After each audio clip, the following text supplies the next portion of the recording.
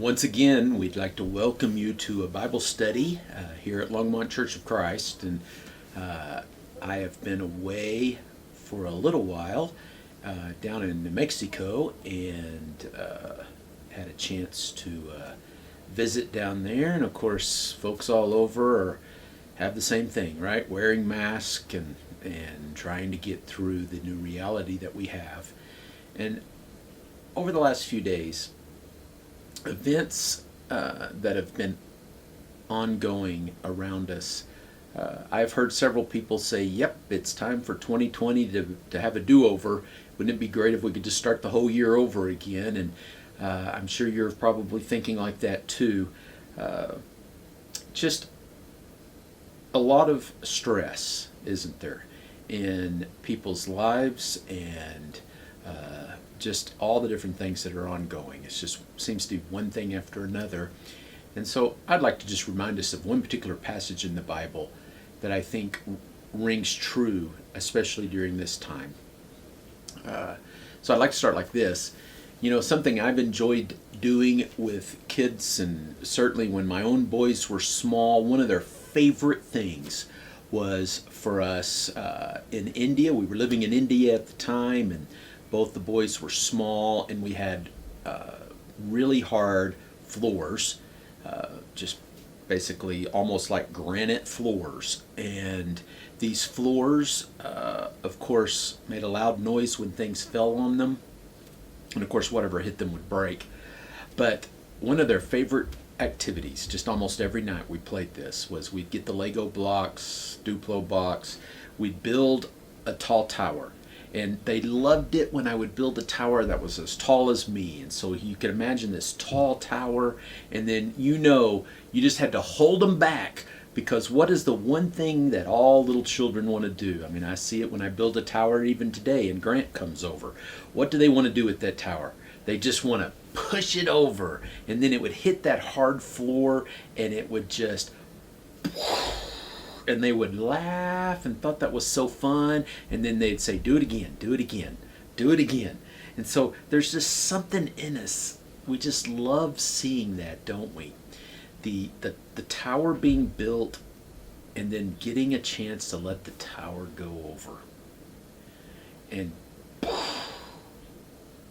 but we know as we get older that the explosion from things that are not built very well and then fall over can be very stressful, very damaging, and very hurtful. And so during this time, I'm just reminded of a very familiar passage out of the Sermon on the Mount that we will turn to once again, Matthew 7:24 through 27. So if you have your Bibles, join with me.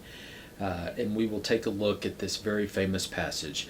We've all learned the songs, right? The wise man built his house upon the rock, and the foolish man builds his house on the sand.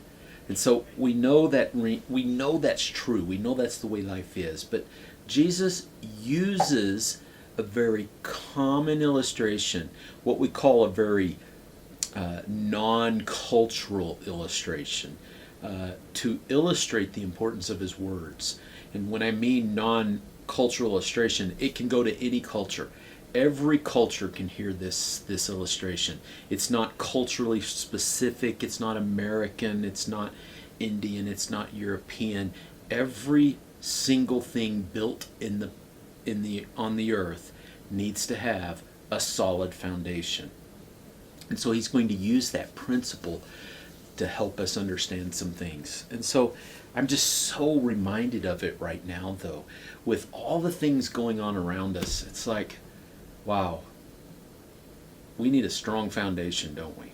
We need to have a rock-solid foundation so that no matter what happens, we will be ready. And so I'm going to read this. I'm going to read this here in just a moment. But again, it's just an amazing concept that Jesus understands what we go through. He understands what life is all about. And so here towards the end of the Sermon on the Mount, after he's talked about eternity and the kingdom of heaven and all of that, he ends with this thought. So let's read it. Verse 24, therefore everyone who hears these words of mine and acts upon them may be compared to a wise man who built his house upon the rock. And the rain descended, the floods came, and the winds blew and burst against that house, and yet it did not fall, for it had been founded upon the rock. And everyone who hears these words of mine and does not act upon them will be like a foolish man who built his house upon the sand.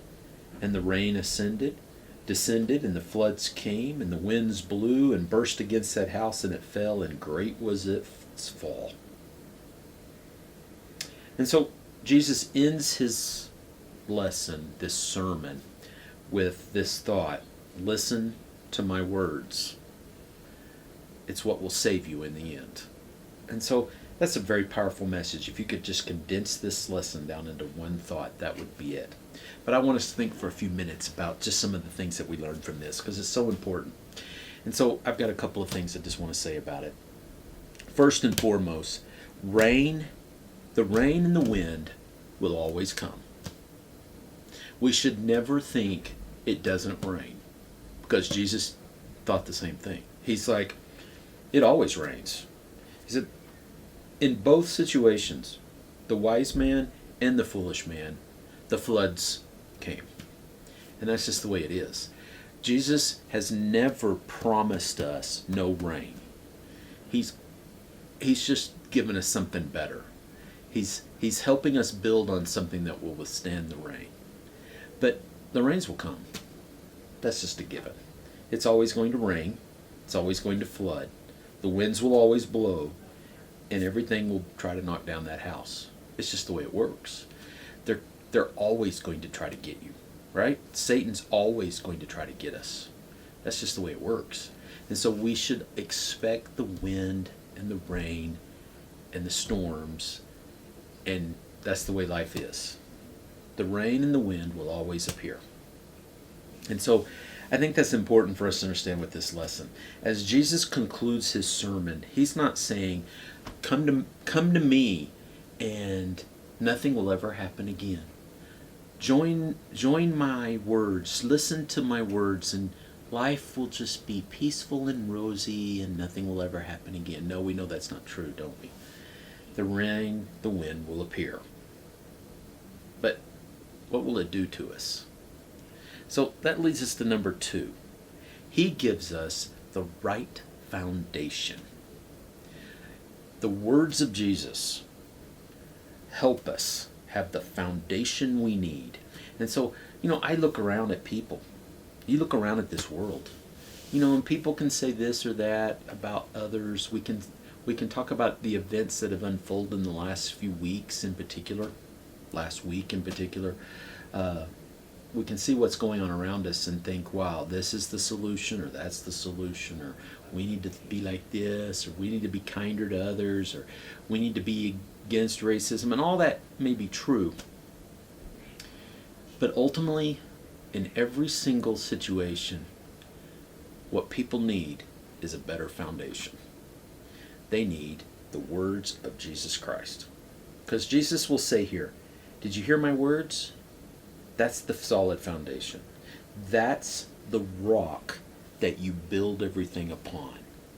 And so when we build on the right foundation, the house always stands.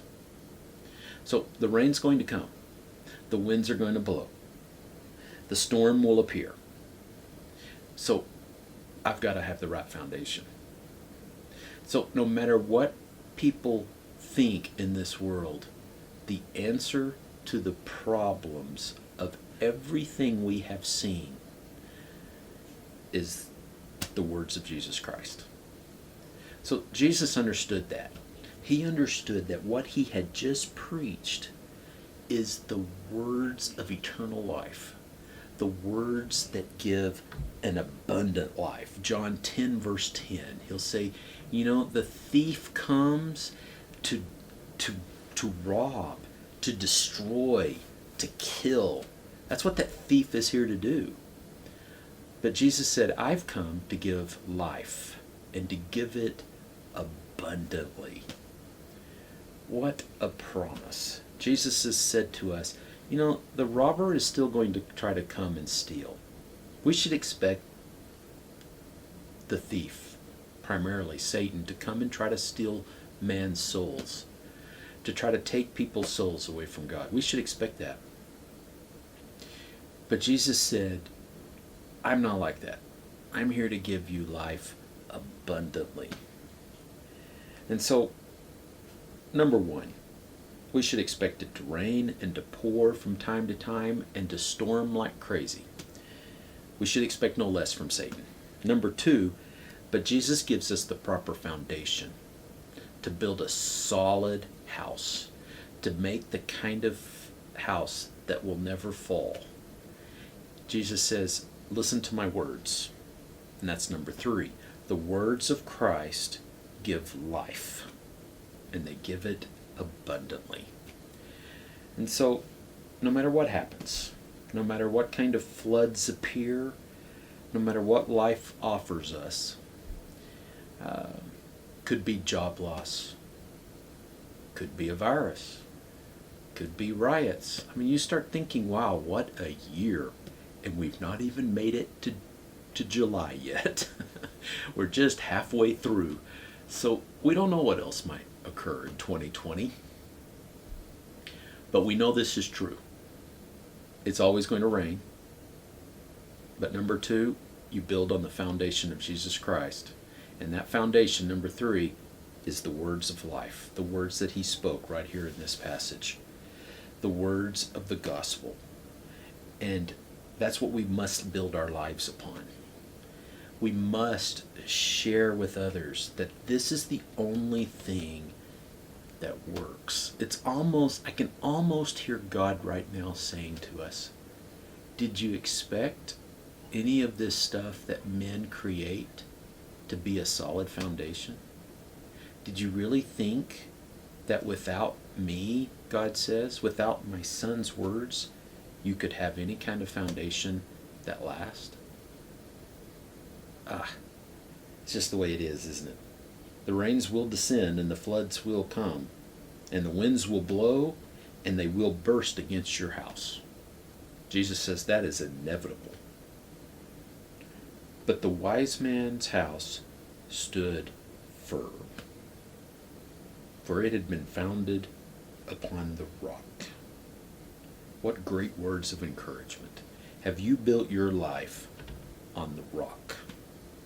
Last place now, and our lesson is finished. This is Psalm 31, and David, the psalmist, will give us some words of encouragement along the same lines. He says, verse 19 of Psalm 31, how great is God's goodness, which you have stored up for those who fear you, which you have wrought for those who take refuge in you, even before the sons of men. What great words of encouragement. He goes on to say, we'll just read the rest of this. You hide them in the secret place of your presence from the conspiracies of men. You keep them secretly in a shelter from the strife of tongues. Blessed be the Lord, for he has made marvelous his loving kindness to me in a besieged city. As for me, I said in my alarm, I am cut off from before your eyes, Lord. Nevertheless, you heard the voice of my supplications when I cried to you. Oh, love the Lord, all you his godly ones. The Lord preserves the faithful and fully recompenses the proud doer. So be strong and let your heart take courage, all you who hope in the Lord. You can just hear David saying, I was besieged. It's inevitable. The rains came. But my house stood firm because my foundation is found in the Lord. May that be true in your life and in as well as in mine.